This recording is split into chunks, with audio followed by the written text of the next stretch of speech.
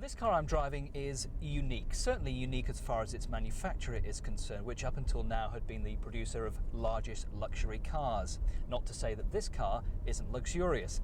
If David Beckham thought that he got a rough ride after his sending off in the World Cup, it was nothing compared to the hounding that this car received from the world's media after it was tripped up by the Swedes and fell over.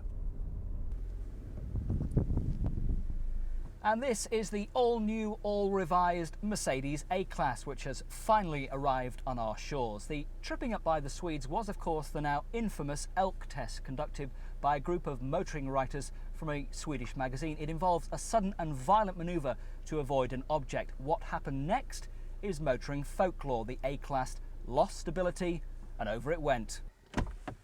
Now, at that time, Mercedes hadn't started production of right-hand drive cars, so there were none in this country, but it led Mercedes to a complete halt of A-Class production until a solution was devised.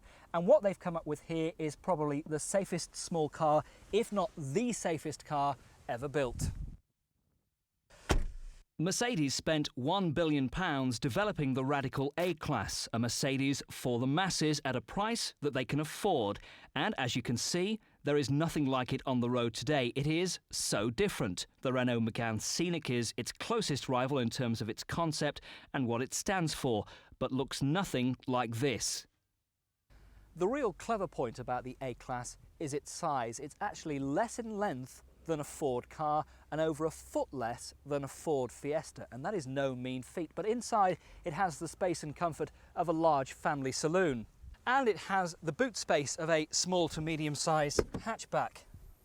Plus, all these passenger seats are removable, allowing you to have a very large load-carrying area.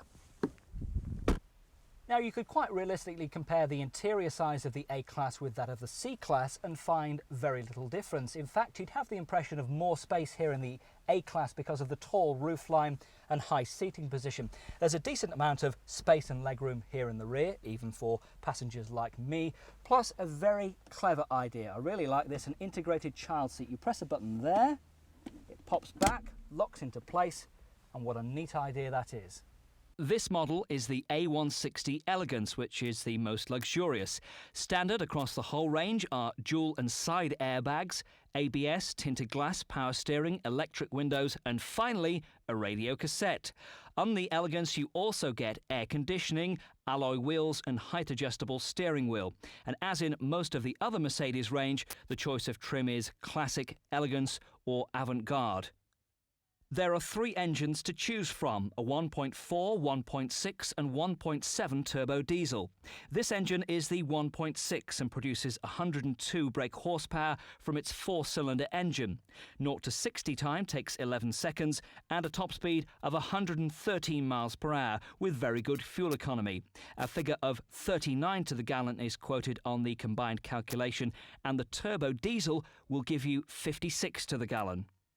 So, what about those other important safety features? Well, of course, there's ABS and brake assist, which works in emergency situations and helps the driver achieve maximum brake boost in a fraction of a second.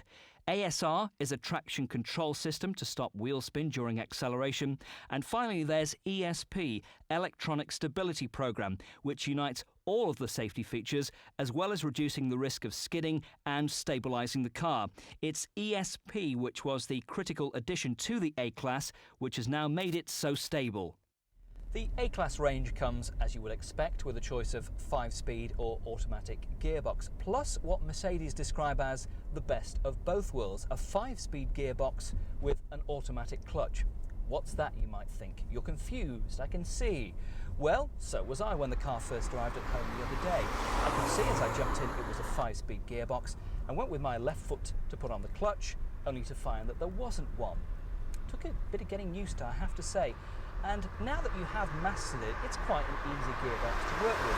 You have to ease off the accelerator slightly, as you would do normally with a 5-speed gearbox and a clutch, to get smooth gear changes. And I quite like the idea of it. However, if you don't want the hassle of a clutch and a gearbox, I go for the automatic version anyway.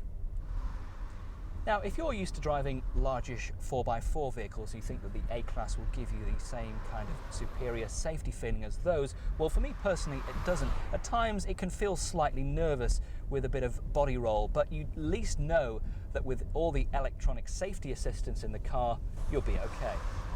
Prices for the A-Class start at £14,490 on the road for the A140 Classic.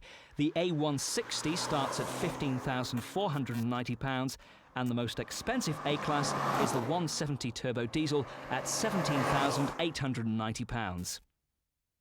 We decided to take the Mercedes A-Class to a private airstrip and really put it through its paces and see how those safety features have come over in the new car. First of all, we put it through a series of high-speed corners. Then a slalom test.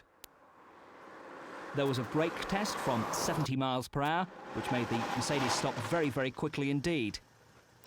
And as you can see, there seem to be no problems. The electronic aids really come into play when you push it hard, especially coming out of a corner and putting your foot down hard on the accelerator. So we all really like the style and design of the Mercedes A-Class. It has some wonderful features and touches on it. Just look at that louvered sunroof, for instance. So is it a super mini, an MPV, a hatchback, or a quality executive saloon? Well, perhaps it's all of those things, and perhaps it's none of those things. It really is unique. There is nothing else like it. So who would this car appeal to? Well, certainly a young couple with a family who wanted that famous pointed badge for quality and reliability on their vehicle.